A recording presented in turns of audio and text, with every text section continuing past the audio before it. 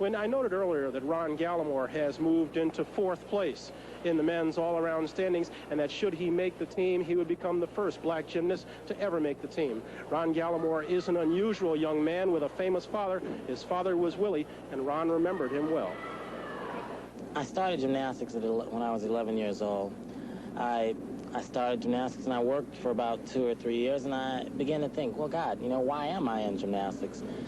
Gymnastics is a more individual sport. It's one-on-one. It's me out there by myself against the equipment. It's how much you put into the sport, how much you're going to get out. But were you at all intimidated about being a black gymnast in a sport dominated by whites?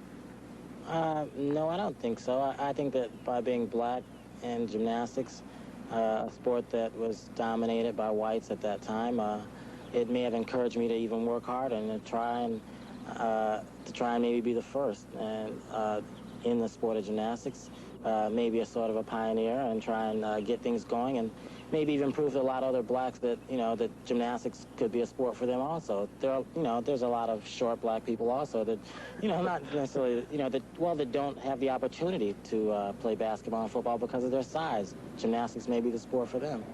How important is it to you that you would be the first black gymnast to have a place in that team? Well, as I said, being the first black would mean a lot, because I would finally be in a position that many people would observe and would watch, and it'd probably encourage a lot of other blacks. As far as how much it will mean to me personally, I think that it would sort of let my family and all my friends and everyone who's sacrificed so much just for me to compete in this meet. Your dad would have been happy too? I think so. My mother is.